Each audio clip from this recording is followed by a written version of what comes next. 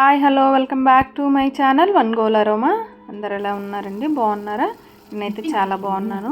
ఇవాళ నాకు ఎందుకో వంకాయ శనగపప్పు తినాలనిపించిందంటే అందుకే చేసేసాను.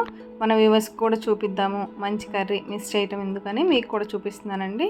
అందుకోసం నేను ఇక్కడ వంకాయలు, ఉల్లిపాయలు, పచ్చిమిర్చి, టమాటాలు, కరివేపాకు, కొత్తిమీర, అల్లం వెల్లుల్లి పేస్ట్ అండి మనకు కావాల్సినవి అయితే నోట్ చేసుకోండి చకచక. ఇక్కడ నేను ముందుగానే ఉల్లిపాయలు, టమాటాలు, పచ్చిమిర్చి అన్నీ కట్ చేసుకున్నాను. ఒక పాత్ర పెట్టి ఆ పాత్ర కొంచెం హీట్ అయ్యాక ఉల్లిపాయలు వేసి కొంచెం లైట్గా ఉడికి బ్రౌన్ కలర్ వస్తుంది కదా, లైట్గా అంటే ఉడికినట్టు తెలుస్తుంది కదా మనకి, అంతవరకు ఉడికించాలండి. అలా ఉడికాక మనం ముందుగా కట్ చేసుకున్న పచ్చిమిర్చి, టమాటాలు వేసి అవి కూడా ఒకసారి కలిపేసి ఒక 5 minutes మూత పెట్టేస్తే అవి కూడా చక్కగా ఉడికిపోతాయి.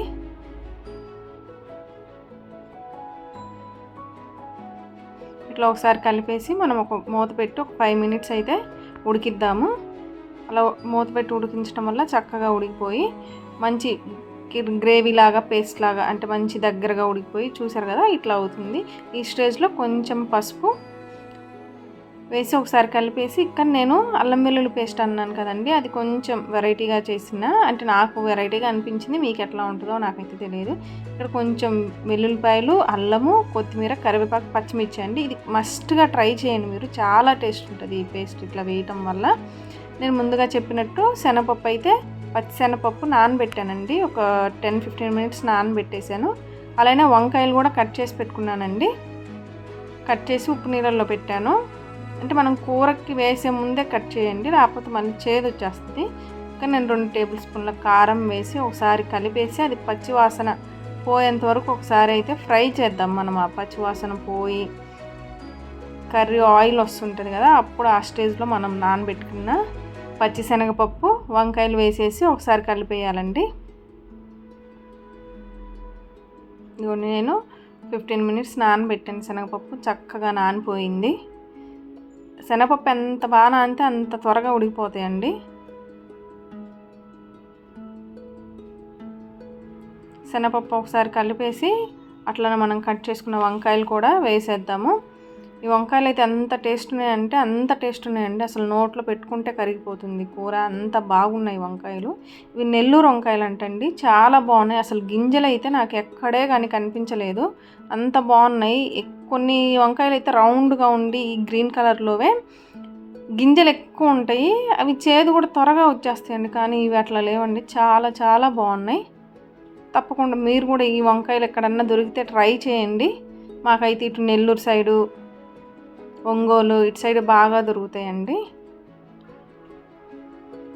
మీరు కూడా తప్పకుండా ట్రై చేయండి. ఒకసారి ఇలా కలిపేసి ఒక 5 minutes అయితే మనము మూత పెట్టేద్దాం, 5 to 10 minutes.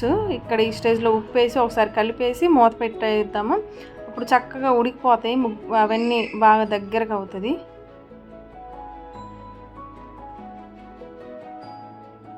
ఒక 5 to 10 minutes అయితే మూత పెట్టేసి ఉడికించుతాము. చూసారు కదా ఉడికాక ఎంత దగ్గరగా ఎంత బాగా వచ్చిందో. కొంచెం వాటర్ అయితే పడతాయండి, వంకాయలు కొంచెం ఉడకాలి.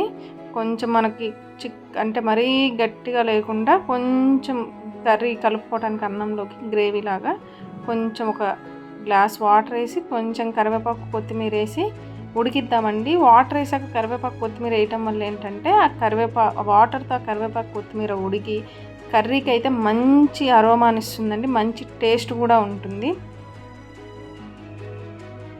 తప్పకుండా మీరైతే ట్రై చేయండి. ఆ అల్లం వెల్లుల్లి పేస్ట్ వేసి ఇట్లా వాటర్ వేసాక కరివేపాకు, కొత్తిమీర వేసి ఒక్కసారి ఉడికించి ఆ కూర మూత తీసి స్మెల్ చూస్తేనే అబ్బబ్బా తినాలి తినాలి అనిపిస్తుంది అండి, అంత మంచి అరోమా వస్తుంది. ఇక్కడైతే ఆయిల్ రిలీజ్ అవుతూ ఉందండి, మీరు గమనించినట్టయితే ఇక్కడ కర్రీ అయితే ఆల్మోస్ట్ దగ్గరకు అవుతూ ఉంది. మనం ఎక్కువ ఇది మరీ గ్రేవీ వాటరీగా చేయమండి, కొంచెం దగ్గర కూర ఇది. ఇట్లా ఆయిల్ రిలీజ్ అయిన స్టేజ్లో మనం కొంచెం ధనియాల పొడి వేసి ఒక్కసారి అలా కలిపేసి మళ్ళీ 1 నిమిషం అట్లా మూత పెట్టేద్దామండి. ఉప్పు, కారం అన్నీ పర్ఫెక్ట్గా సరిపోయాయండి. ఒక 2-3 minutes అట్లా మూత పెట్టేస్తే మనం వేసిన ధనియాల పొడి ఆ కర్రీకి పట్టి మంచి టేస్ట్ వస్తుంది, ఆ కర్రీలో కలిసిపోయి. ఇక్కడ ఫైనల్గా కొత్తిమీరతో ఒక్కసారి గార్నిష్ చేసుకుంటే మన కర్రీ అయితే రెడీ అయిపోతుందండి. కొంచెం సన్నగా కట్ చేసి ఆ కొత్తిమీర వేసేసి 1 నిమిషం అట్లా ఉడికిస్తే ఆ కొత్తిమీర మంచిగా పట్టి మంచి టేస్ట్ వస్తుంది కర్రీకి. మన కర్రీ అయితే ఇక్కడ సూపర్గా రెడీ అయిపోయిందండి. చూసారు కదా ఎంత ఎమ్మీగా ఉందో. ఆ స్మెల్ మూత తీస్తే ఆ స్మెల్కే ఆకలేసేస్తుందండి, అంత బాగా స్మెల్ వస్తుంది. తప్పకుండా మీరు ట్రై చేసి ఎలా ఉందో కమెంట్లో చెప్పండి. ఎవరైనా కొత్తగా మన ఛానల్ని చూస్తుంటే లైక్ చేయండి, షేర్ చేయండి, సబ్స్క్రైబ్ చేయండి. బెల్ ఐకాన్ని క్లిక్ చేసి మరిన్ని వీడియోస్ కోసం బెల్ ఐకాన్ని అయితే క్లిక్ చేయండి. మమ్మల్ని ఎంతమందో ఆదరిస్తున్నారండి, వారందరికీ నా హృదయపూర్వక ధన్యవాదాలు. Thank you all.